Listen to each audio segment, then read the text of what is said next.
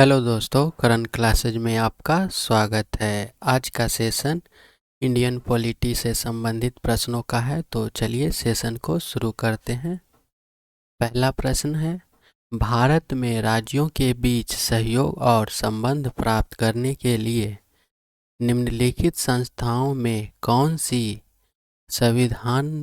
संविधानेतर और विधितर संस्था या संस्थाएं हैं? तो आइए इनके ऑप्शन को देख लेते हैं। पहला क्या बोल रहा है? राष्ट्रीय विकास विकास परिषद, सही है। दूसरा है राज्यपाल का सम्मेलन, ये भी सही है। और तीसरा है आंचलिक परिषदें, ये भी सही है। चौथा क्या बोल रहा है? अंतर्राज्यीय परिषद, ये नहीं होगा। तो ऑप्शन 1, 2, 3 किस में आ रहा है? 1, 2, 3 तो ऑप्शन 1 में आ रहा है, तो एक हमारा क्या हो जाएगा? राइट आंसर होगा। ठीक है, अगले प्रश्न को देखते हैं। निम्नलिखित में से कौन सा कथन भारतीय संविधान में वर्णित आपातकाल प्रावधानों के संदर्भ में सही है? ठीक है, तो आपातकाल अभी तक जितने भी लगे हैं ना, तो उसके संदर्भ में पूछ रहा है। संविधान 4 प्रकार के आपातकाल का वर्णन करता है, सही है।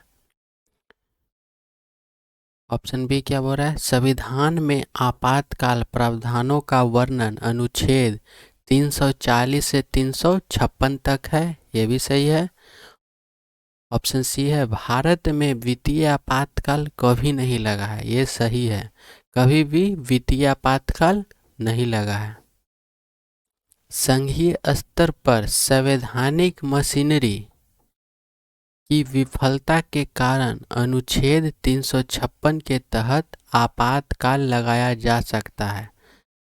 ठीक है, तो इसमें आपातकाल के प्रावधानों में अभी तक जो है ना, वित्तीय आपातकाल कभी नहीं लगा है, इसलिए इसका राइट ऑप्शन क्या हो जाएगा? सी।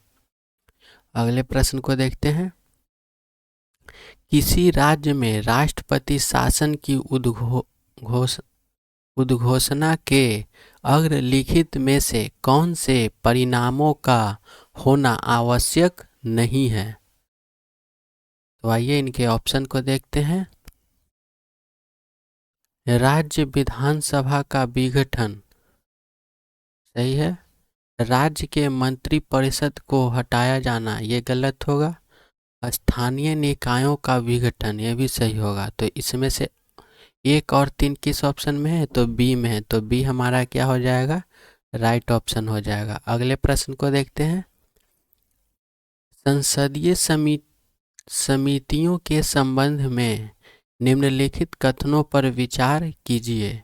पहला प्रश्न है, पहला क्या बोल रहा है? संसदीय समितियां 2 प्रकार की होती है, तथार्थ और अस्थायी समितियां, सही है। दूसरा बोल रहा है विशेषाधिकार और नियम समिति, प्राक्कलन समिति, लोक लेखा समिति और विधेयकों के संबंध का चयन और संयुक्त समितियां अस्थायी समितियां करती हैं, ये भी सही है, के उदाहरण है।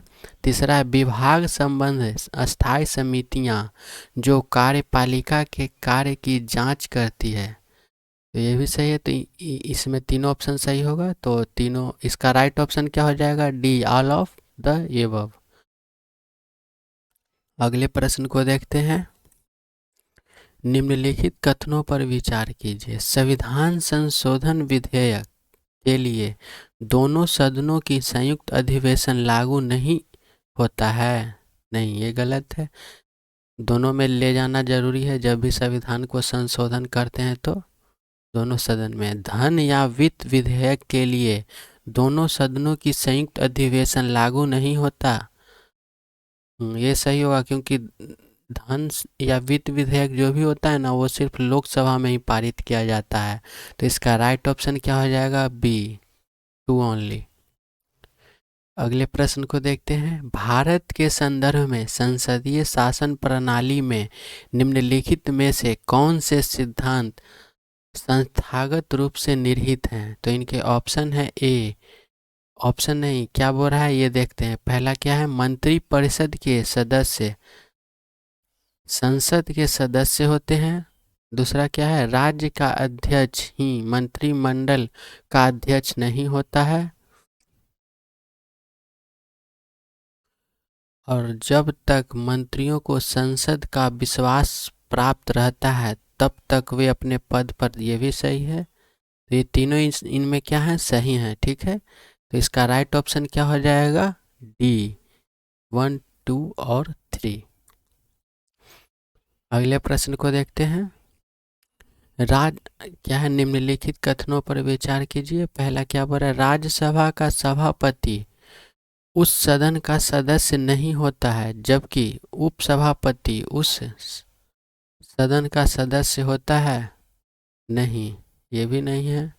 जबकि राष्ट्रपति के निर्वाचन में संसद के दोनों सदनों के मनोनीत सदस्यों को मतदान का कोई अधिकार नहीं, ये भी गलत है। तो इसमें ना ही 1 और ना ही 2, इसका ऑप्शन क्या होगा, डी। अगले प्रश्न को देखते हैं। निम्नलिखित कथनों पर विचार करें। पहला क्या बोल रहा है, लोक अदालत न केवल न्यायालयों में लंबित मामले को देखती है, ठीक है, बल्कि उन विवादों का भी निपटारा करती है जो न्यायालय में नहीं पहुंचे हैं। अगला क्या है, लोक अदालत में केवल अध्यक्ष के रूप में एक उच्च न्यायालय के सेवानिवृत्त मुख्य न्यायाधीश तथा सदस्यों के रूप में एक वकील एवं एक सामाजिक कार्यकर्ता ही होते हैं। नहीं, ये गलत होगा। तो इसका राइट ऑप्शन क्या होगा, पहला ही सही होगा। तो ऑप्शन ए, एक ओनली। ठीक है, अगले प्रश्न को देखते हैं।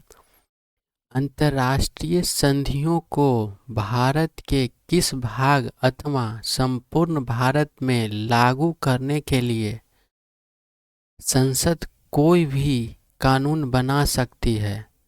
तो इनके ऑप्शन है, ए सभी राज्यों की सहमति से, दूसरा है बहुसंख्यक राज्यों की सहमति से, ये भी नहीं, संबंधित राज्यों की सहमति से, या है बिना किसी राज्य की सहमति से। इसका राइट ऑप्शन क्या हो जाएगा, डी। ठीक है, क्योंकि अंतर्राष्ट्रीय संधियों से इसको नया कुछ सहमति बनाना है तो राज्य को पूछने का क्या ज़रूरत है, क्योंकि हर राज्य का एक अलग कल्चर होता है, अलग संस्कृति होता है। तो